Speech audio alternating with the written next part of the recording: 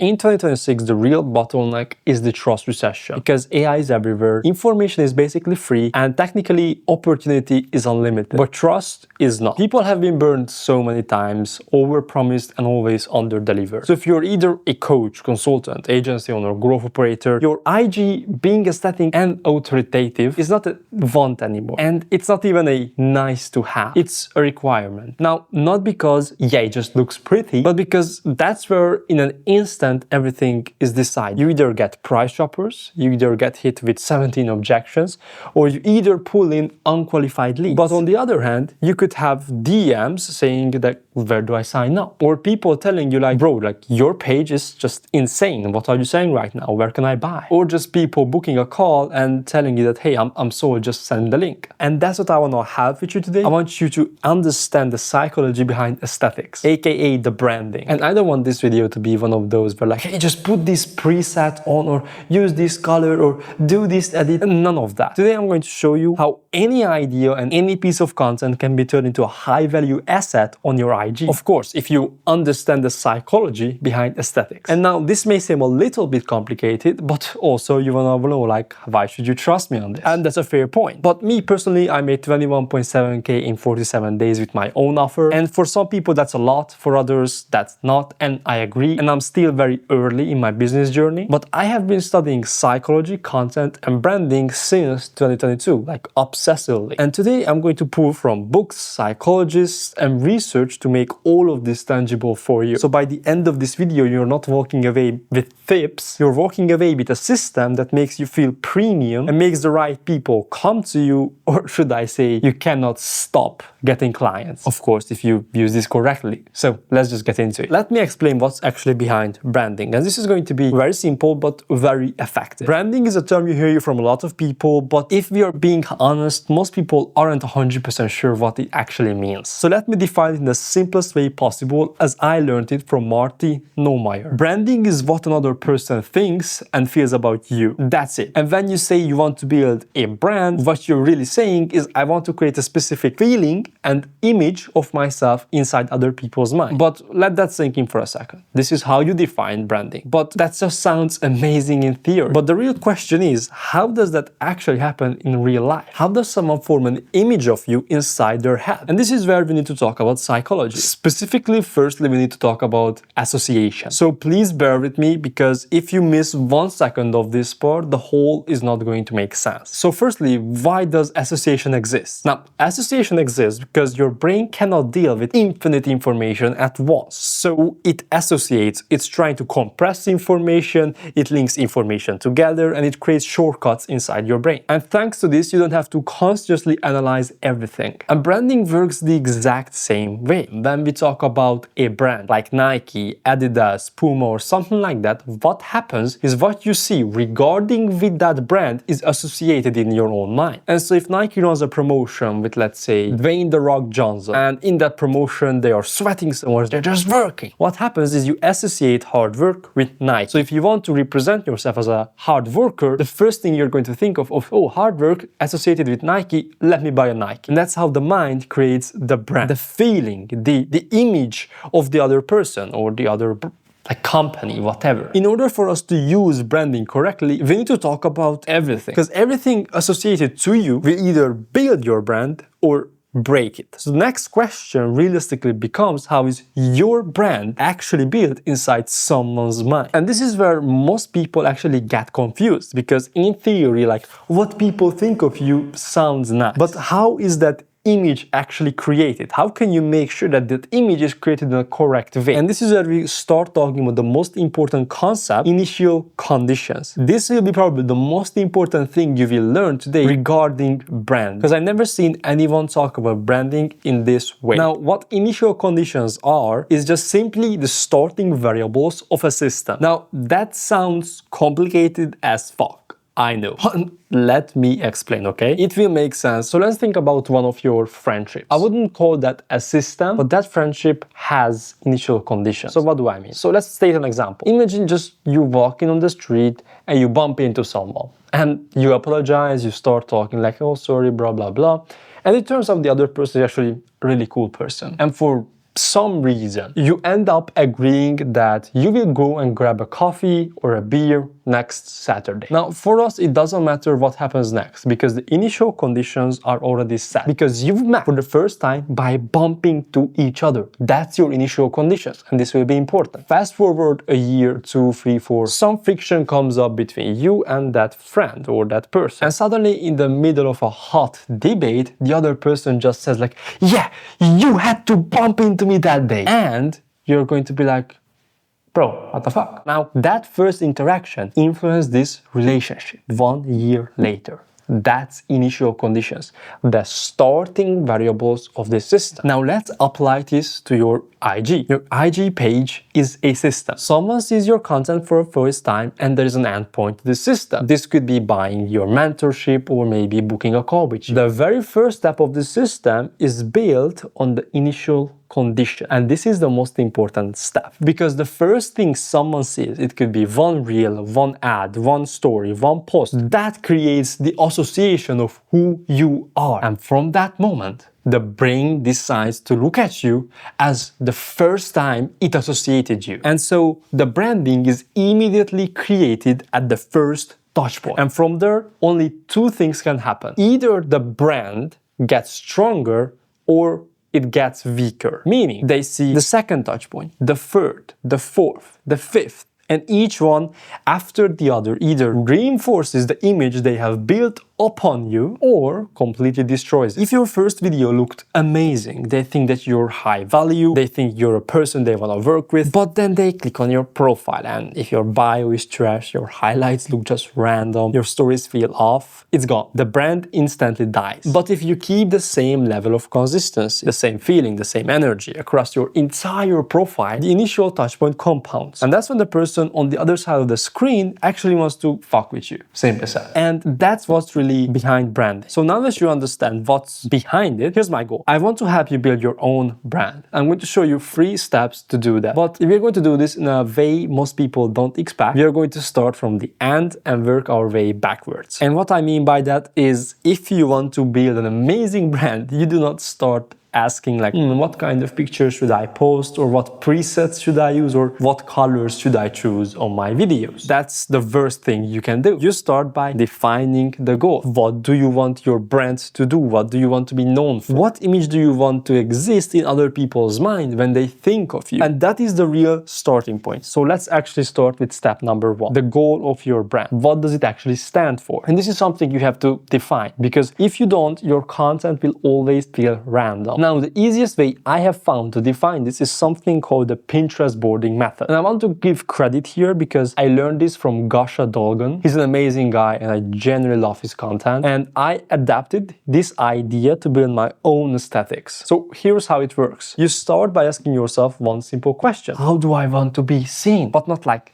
tactically, as like muscular or whatever, but emotionally. And the easiest way to answer that is visually. You create a Pinterest board or a Miro board like I did. And you start collecting references, not for copying, but for feeling. And you drop in anything that represents how do you want to think, how do you want to speak, how you want to show up, and how you want people to feel when they see you. Now, let me actually show you my own board. And so at the moment, this is how my board looks like. As you can see, this is built on Miro board with a bunch of other things, but let me go through the big things here. The first thing is actually Charlie Morgan. Now, why is he here? Because I want to be seen as a person who is deeply intelligent, who is smart, and who has the answers to their questions. The other one, as you can see, is Iman Gadzhi. Now, why Iman Gadzhi? Is because I really like his aesthetics, the way he dresses, and some parts of his lifestyle. But also, here's Jack Sparrow. What the frick does he do here? And I am the person who likes to joke around. I like to be serious, but at the same time be joking around. So I represent that as Jack Sparrow. Or as you can see, there are drawings here. And why is that? I don't give a damn about how I explain the value until you know what I want to talk about. If stickman figures or drawings like that is enough for me to teach you something, that's perfectly good for me. Or another thing, which is aesthetics. Aesthetics is something I just really love. I love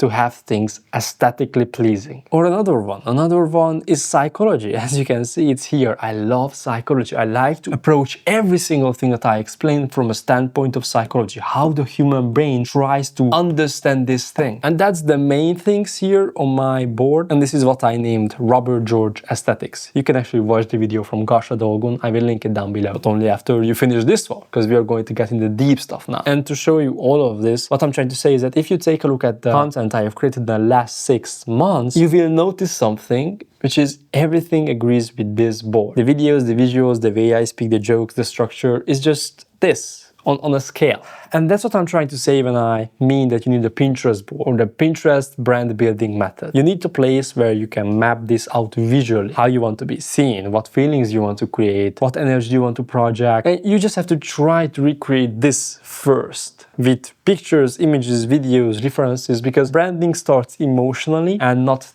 tactically. And once this is clear, everything else just falls into place. And now comes the second part. If you have the goal, what's the next step? How do you actually create the brand? And this is where we need to talk about elements, especially on IG. Now, when I say elements, I mean this. Elements are things that you can actually influence. Elements are the things you can change. And those changes directly influence how someone else feels about you. And for example, on IG, you cannot change the color of the follow button. That's just an IG thing, and that's not an element. Everyone has the same one. But branding consists of elements. So things that you can actually control. So let's quickly list the elements you can actually have control over just on IG. Your profile picture, your bio, your highlights, your pin post, your carousels, your reels, your ads, your stories, everything.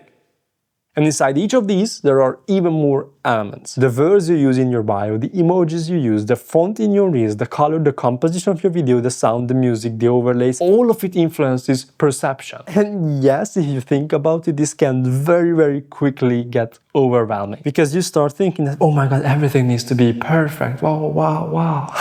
So instead of overwhelming you, I want to simplify this. I want to focus on the elements that actually matter and that you can influence the fastest and has the biggest ROI. So firstly, let's categorize everything into 2 big buckets. Things you create once and the things you create dozens of times. This distinction is extremely important because the things you create once, your profile picture, your bio, your highlights, you create these once. And when you put thought into them, you can make them as good as possible. And then you're basically done. But the things you create dozens of times, your posts, your carousels, your reels, your stories, your ads, this is where most people mess up. Because the things you create once can be perfected individually, but the things you create dozens of times needs rules. They need branding guidelines. And that's what we're going to talk about now. The branding guidelines, or what they actually are. Because a branding guideline is not some corporate PDF, like a 10, 20 page long PDF. It's simply a set of rules that help you recreate the same feeling over and over again. And especially if you have an editor, you have a team, or you just plan to delegate later. Other people think differently than you. Let's say you want to be portrayed as funny. When you say funny, some people think about that differently. So if you want to be seen as funny, you cannot let your editor decide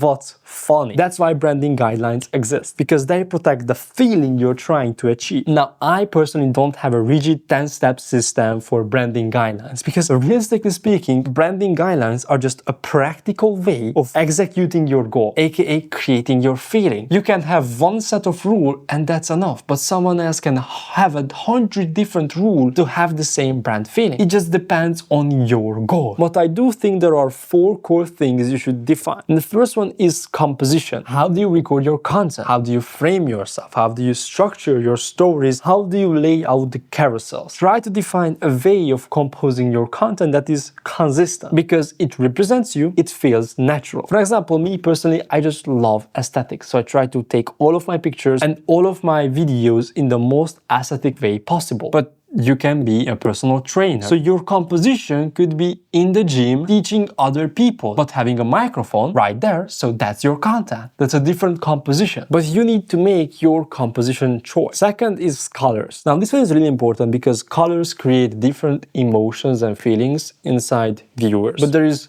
one thing I messed up back in the days where I was more focused on colors than composition. I was like, oh, if I use yellow inside my videos, that means I'm creative. Oh my god, banger, like bruh. But that's not the case. You need to actually be good in composition first, then use color to emphasize that. So just to prove this idea, I have here my LED stripes controller in my hand, and I want you to close your eyes for a second, and I will turn it to a different color. You will have a different feeling about me. Now close your eye. And now what you feel while watching this video is different. But if I would have an atrocious composition right here, I would be not well lit, or I wouldn't be this close to a camera and other shit, that light wouldn't have changed so much in your emotional powerhouse. But yeah, actually write down which one you like more, blue or red. And that being said, you should still understand basic color psychology. And I can talk about it for hours, like what is for red, for blue, blah, blah, blah. But there is just one simple rule I tend to think of, which is just avoid very unique, vibrant colors, and especially like weird colors. And the reason for that is simple, because if the mind doesn't immediately recognize that color, it rather confuses than strengthening your brand. So honestly, just pick a color that you like, or a color that fits the feeling you want to create. And yeah, just keep it consistent, don't really overthink it. The third is the font. Now, in my opinion, this is important, but a lot of people nowadays use two fonts, which is cool, and I personally not dogmatic about it. I care more about whether it feels right for the brand or not. If using two fonts is something that you like, then use it. Or if you like more those fonts which are like handwritten, use that. But if you like more those fonts which are very harsh cut, use that. I'm not like a font master, so I don't know what's it really called, sans serif or whatever. But yeah, you get my point. Just try to feel the feeling of that font and whether you want to create that or you want to have that inside your video. Now, me personally, I use Poppins because that feels very clean and modern and just simple. And I like that roundedness of the Poppins font. And that's it. If you use these and just basically define these, you're going to be already very good. But there's the fourth thing which I want to talk about, which is video editing, that you have to add for sure into your brand guidelines. And this is where a lot of people completely overcomplicate. They start thinking like, does this look clean enough? Is this well edited enough? Or is this professional enough? And the truth is that you don't need to overthink editing. What you really need is clarity. You need to define a few simple rules for your video's looks. For example, do you want to have smooth transitions or hard cuts? Do you want B-roll or no B-roll? If you want B-roll, what kind? Is it fast pace or calm pacing? That's it. You don't need like 50 rules and a bunch of shit. You need a few rules that will consistently follow. Because editing is not about perfection, it's about coherence. You have to define how your videos want to feel based on the script, and you align editing with the script. And yes, again, I could talk about hours about editing and these sorts of things because I have been an editor for 2 years, bro. Oh yeah, one thing though is I could talk about why some brands feel really premium while others don't, like visually. And if you want that, I can make a separate video talking about that. Just comment down something like, I want that, and I will make that happen for you. But for now, going too deep here would just overcomplicate things for you. So remember this, just define how you want your videos to look like. Create simple rules and just stick to them. Now let's talk about the final rule. And that is going to be the most important one, which is quality over quantity. And this brings us back to something we talked about earlier, which is initial conditions. Now your brand lives or dies on the first touch point, the first reel, the first video, that first story. And your brand either empowers that first interaction or completely breaks it. And if you don't think about quality, if you don't respect that first impression, here's what happens. You don't build a brand that gets people DMing like, yo bro, where can I sign up? Instead, you build a brand where people are somewhat sold, somewhat interested, somewhat convinced, curious, but not committed. And that's the worst place to be in. So at some point you have to draw a line. You have to say, from this point on, this is my standard. And if you don't meet that standard, you don't post, because branding doesn't reward volume, it rewards consistency of that feeling. Now, there are caveats here for sure, where you say this is a completely unique video, these sorts of things. But quality over quantity is not optional with your brand. It's a non-negotiable. So yeah, that's branding. Actually, if you want my help building your IG, your YouTube, and you want to get more close deals, more high-ticket clients pretty consistently, you can just simply book a call with me with the first link in the description. Or if you have any questions, just DM me on IG. And yeah, I'll be seeing you in the next one.